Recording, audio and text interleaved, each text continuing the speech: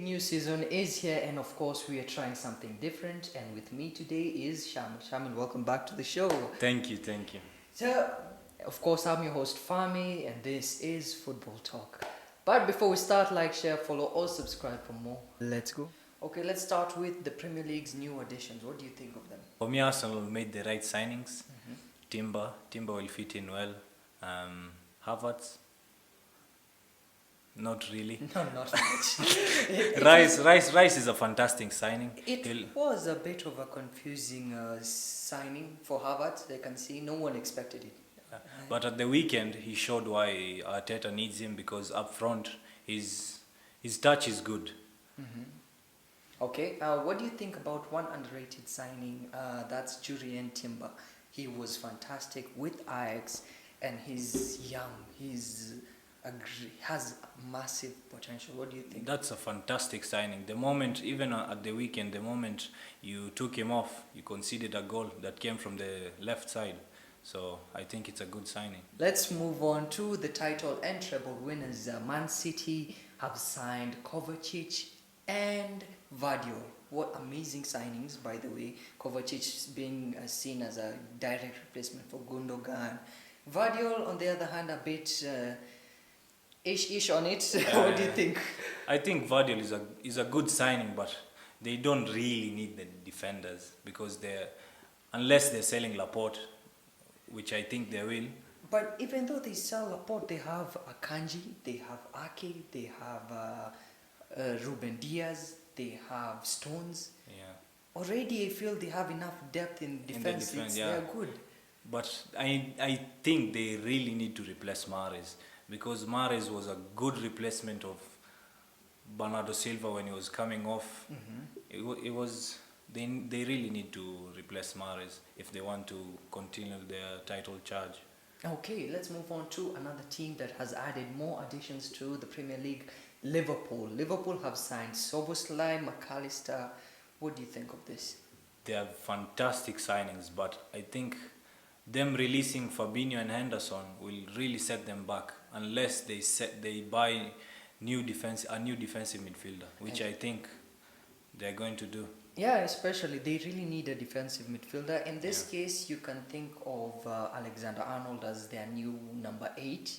He plays much more better than he doesn't have enough defensive duties to worry him too much. Yeah. Or what do you think? I think the inverted role for him has really shown out his potential in the midfield, but they really need a 6. McAllister is really like an 8 box-to-box. Szoboszlai is like a 10. They really need maybe Caicedo or Lavia. Who they're linked to. Yeah. Let's move on to another team that has impressed your team, Man United. Man United have signed Onana, Højlund, and Mount. What do you think of the signings so far? The signings were the right signings, because we really needed a keeper who's good with his feet. And Mount, we really needed the aggressiveness in the middle of the park. And Højlund is just the icing on the top of the cake. Despite him having injury doubts over the first game of the season, are you worried about it? No, I don't really care, because he'll be back. It's just I think it's a back injury. Yeah, a back injury. Maybe like a week or two, he'll be back. Let's move on to two underrated teams. Of course, one of them was Newcastle. Newcastle finished on a Champions League spot. And another team that I really want to talk about is Aston Villa. But let's start with Newcastle first. Newcastle have signed Tonali and Barnes. What do you think? For me, personally, I think they will struggle this season, because the depth is not enough for the Premier League, for the Champions League, for the cups and everything. But the signings they're making, they're very good signings. Even Tino Livramento from Southampton is a good fullback. Maybe he'll replace even Dan Burn, and Dan Burn comes to the centre back position.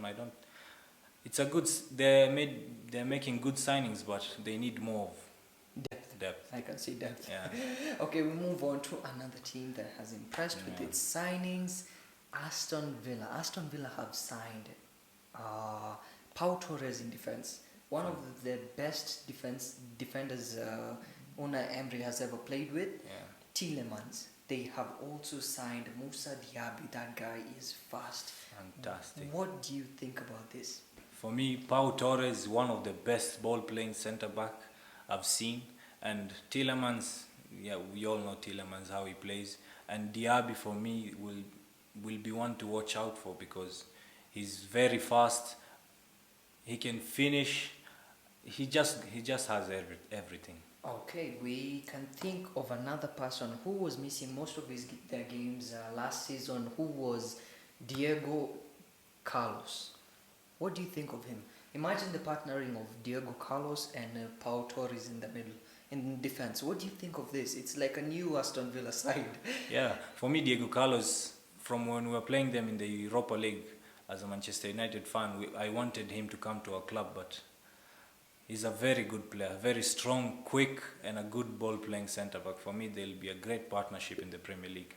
It's fantastic. Already you can see them having depth with Diego Carlos, Pau Torres, Konsa, and Mings as their replacements. Yeah, I even forgot about Mings. It's amazing. Yeah. We move on to the next segment I'm thinking about, and that is teams that are going back to the championship. Who do you think will go back to the championship? First of all, I think Luton will go back down because they haven't really signed anyone that will keep them up. Apart from Ross Barkley, maybe? Ross Barkley is just... maybe it's his time is done. Yeah, his time is done. He went to the French league and did nothing. Mm-hmm. And I think Sheffield will go back down. They just lost their best player, Sander Berger, who is a fantastic midfielder. And I think Wolves will go back down as well because has their manager got sacked? Yeah, their manager again has been sacked. And they haven't really signed any replacements for Neves, Moutinho. Yeah. They sold as well Jimenez. They have sold. Yeah, it's scary for Wolves this season, honestly. Yeah, watch out Monday. Let's move on to the best youngster for the Premier League this season. Who do you think it will be? Again, it will be Saka. Saka has shown it for the England team, has shown it in the best league in the world, but let's see in the Champions League if he'll show up as well. It will give him a real test, especially being compared to the elites in the Champions League. At one point last season, he was the best right winger in the world. Yeah. The top 6 predictions for this season. Who are you keeping as your top 6? Okay, let me just give you the 6, then I'll explain. City,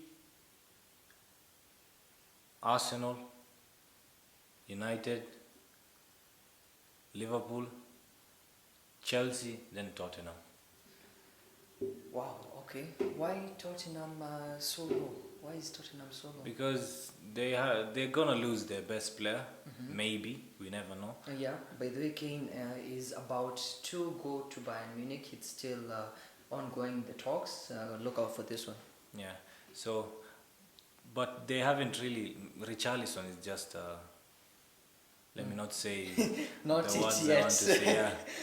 But Chelsea with Pochettino, with a young squad, he'll really play well in the league because we've seen it with Southampton, we've seen it with a young Tottenham team. He can really push the young players to their limits and play well. I think Liverpool will be back in the Champions League, whether it being them winning the Europa League or getting in the top 4. And do you think the CDM issue is the number 6 position is an issue for them? Do you think they can make it without that position? But it's a really big issue, and Klopp knows it as well, so he won't leave without signing a player. And then number 3 was Man United. Man United, I think we've strengthened in the right positions, and I don't know, I'm just putting us there because I know we'll get the champion. Yeah. And then, why are you leaving out Newcastle? Newcastle missed out by far. That's number 7 or 8 in your list. Newcastle the depth will kill them. Oh, okay. Okay, we move on to the number 2. The number 2, Arsenal. What do you think about that? Why are you keeping them?